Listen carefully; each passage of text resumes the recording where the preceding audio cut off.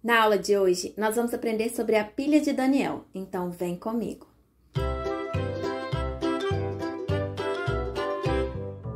Nós aprendemos nas últimas aulas que as reações de oxirredução são as reações que envolvem a transferência de elétrons entre diferentes espécies químicas. Bem, algumas dessas reações ocorrem espontaneamente e o fluxo de elétrons que elas geram pode ser aproveitado para gerar energia. E para isto, basta montarmos um dispositivo chamado de pilha galvânica. Uma pilha galvânica nada mais é do que um dispositivo capaz de produzir energia elétrica através de uma reação química.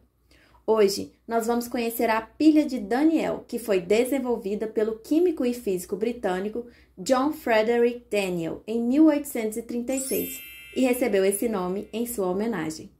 Uma pilha de Daniell é formada por duas soluções, uma solução de sulfato de zinco e uma solução de sulfato de cobre. Em cada uma dessas soluções é imerso um eletrodo. Um eletrodo nada mais é que uma placa metálica e que, portanto, conduz corrente elétrica. Na solução de sulfato de cobre, o eletrodo é constituído de cobre metálico e na solução de sulfato de zinco, o eletrodo é constituído de zinco metálico. E cada um desses compartimentos é chamado de semicélula.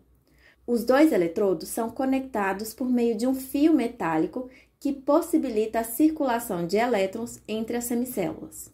Outro contato é feito por meio de um dispositivo denominado de ponte salina.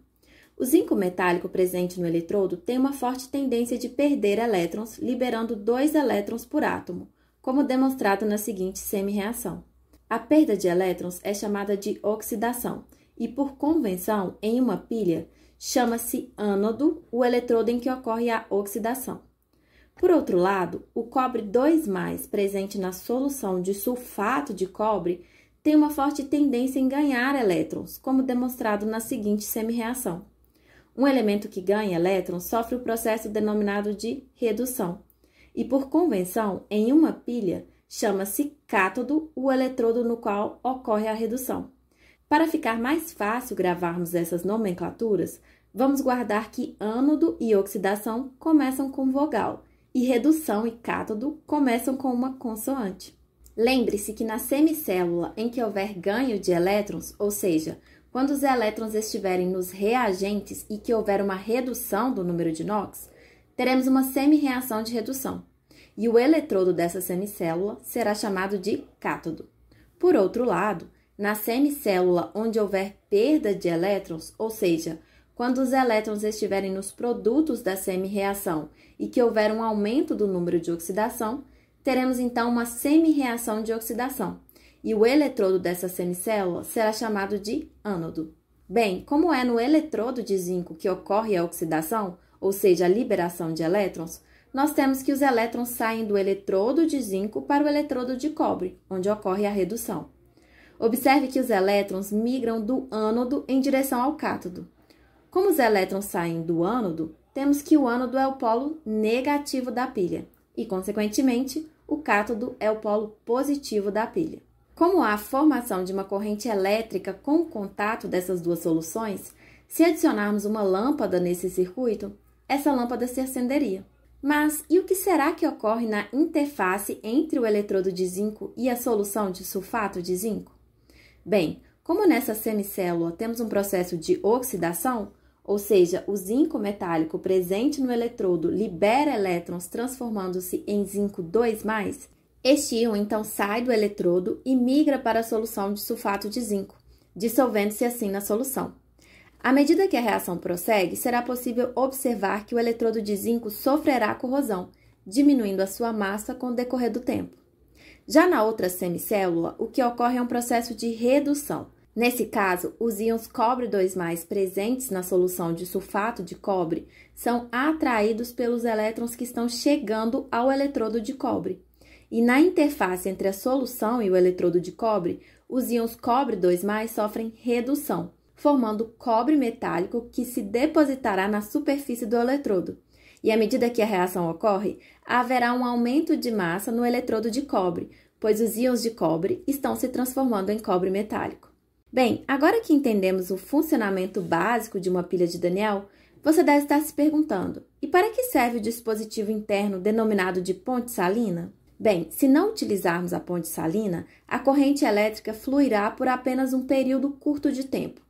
Isso acontecerá pois, à medida que os elétrons fluem do ânodo para o cátodo, a concentração de carga positiva irá aumentando na solução de sulfato de zinco. Isso devido ao fato de que ocorrerá um aumento da concentração de íons zinco 2+ na solução. Por outro lado, como a concentração de íons cobre 2+ na solução de sulfato de cobre diminui com o tempo, devido ao processo de redução, a solução de sulfato de cobre se tornará cada vez mais negativa, pois haverá um excesso de íon sulfato nessa solução. Conforme esses excessos de carga vão se formando nas soluções, a corrente elétrica para de fluir. Isso ocorre pois os elétrons que antes fluíam do ânodo para o cátodo começam a ser atraídos pela solução positiva de zinco que vai se formando. Para contornar esse problema, utilizamos então a ponte salina, que pode ser um tubo de vidro que conecta as duas semicélulas e que contém uma solução de um sal, como por exemplo uma solução de cloreto de potássio. A função da ponte salina é manter a neutralidade das soluções. No ânodo, o aumento da concentração de íon zinco 2+ requer um fluxo de cargas negativas para neutralizar esse excesso. E no cátodo, a diminuição da concentração dos íons cobre 2+ requer um fluxo de cargas positivas. Dessa forma, teremos uma migração de íons cloreto para o ânodo e de íons potássio para o cátodo, fechando assim o circuito elétrico da pilha. Uma forma prática de representar o esquema de uma pilha é por meio do diagrama da pilha. Nesse diagrama, devemos iniciar pelo lado esquerdo com a representação do processo de oxidação. No caso da pilha de Daniel, nós temos que o zinco metálico que sofre oxidação. Então, nós escrevemos esse composto, indicamos como ele é no ponto de partida da oxidação. Depois, adicionamos uma barra e representamos o produto dessa oxidação, que no caso é zinco 2+. Depois, nós representamos a ponte salina que une as duas semicélulas por 2 barras verticais. E ao lado direito do diagrama, nós iremos representar o processo de redução. No caso da pilha de Daniel, nós já sabemos que o cobre 2+ é o composto que sofre redução. Novamente, nós adicionamos uma barra e, por fim, representamos o produto dessa redução, que no caso é o cobre metálico. Agora, vamos falar sobre a espontaneidade das reações de oxirredução.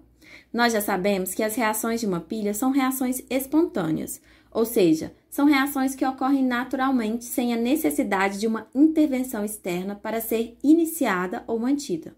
Bem, a diferença de potencial ou força eletromotriz de uma pilha é a medida da capacidade da pilha em impulsionar elétrons por meio de um circuito. E quando esse valor é positivo, teremos uma reação espontânea, e a pilha em questão, de fato, funcionará. Para calcularmos a diferença de potencial de uma pilha, basta somarmos o potencial de oxidação da reação que ocorre no ânodo com o potencial de redução da reação que ocorre no cátodo, sendo que os valores desses potenciais já foram medidos e tabelados. Considere, por exemplo, uma pilha formada pelos metais magnésio e prata e soluções aquosas dos seus respectivos íons com concentração de 1 mol por litro. Qual será o valor de DDP dessa pilha? Bem, a tabela a seguir fornece o potencial padrão de redução de várias substâncias. Ao consultá-la, veremos que o potencial padrão de redução do magnésio 2+ é igual a menos 2,37 volts. E o potencial padrão de redução do Ag+ é igual a mais 0,80 volts.